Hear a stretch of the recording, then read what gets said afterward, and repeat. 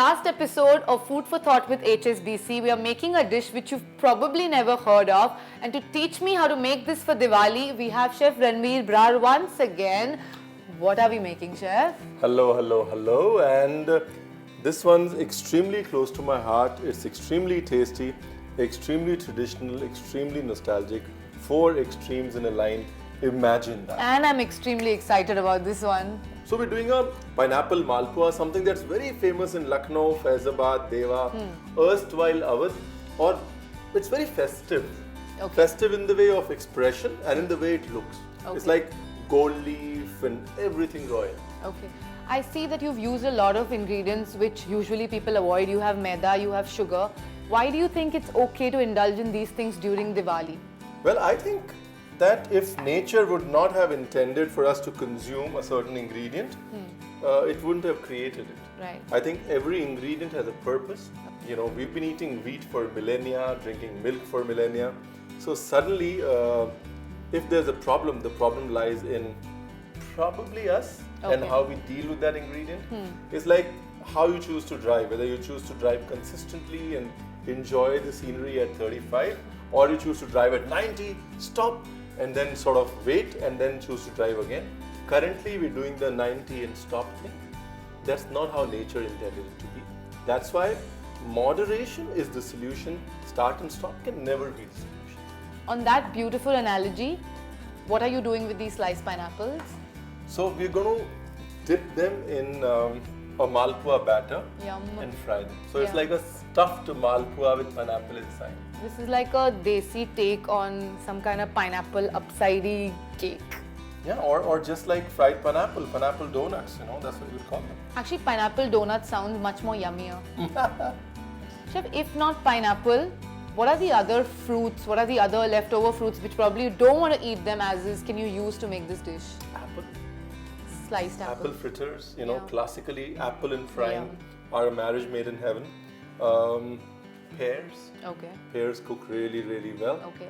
Other than that, I think we've always been intelligent in using leftover bread for shahi tukra. Right. So there's a lot of ways you can recycle leftover stuff, especially with desserts. I think when you fry something and put it in sugar, it's a magic combination. It'll work with everything. Yeah, I mean, I hate to say it, but you're right. So just remove the core from the center. Oh cute, you have a little cookie cutter to do that. Yeah. So again, whatever pineapple that you have left, the center, the core, all that can be chopped and added to the sugar syrup. And we have some grapes. Let's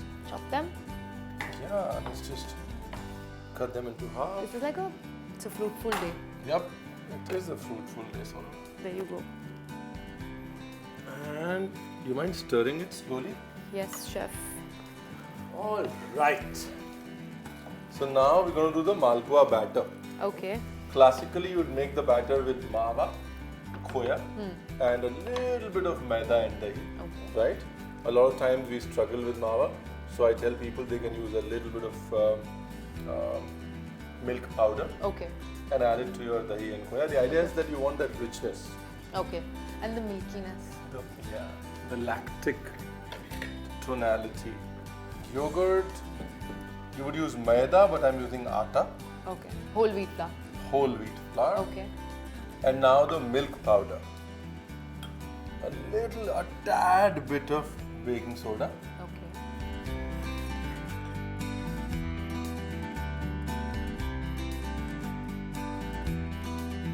So you can call it a yogurt batter. Okay. इसके अंदर black pepper.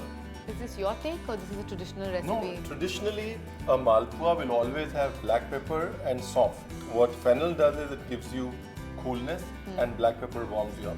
Okay. So a malpua that way Combination of creates that both. balance. Okay.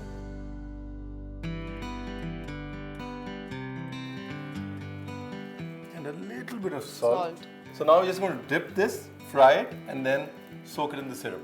So another trick is to take the pineapple, dust it with a little bit of dry flour first. Okay. Now what that does is it allows the batter to stick.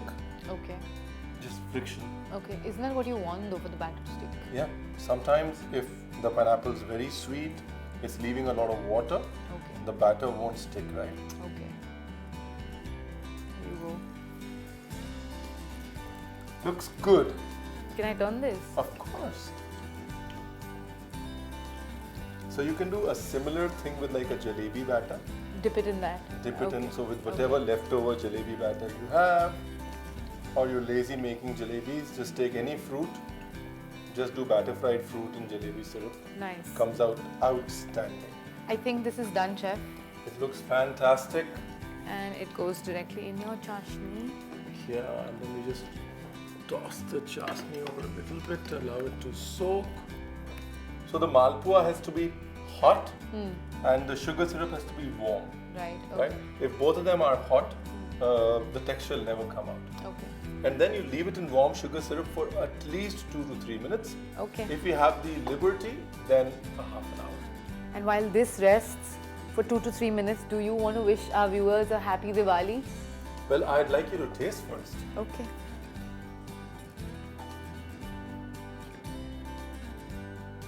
Ready for a sugar rush? Absolutely. Please.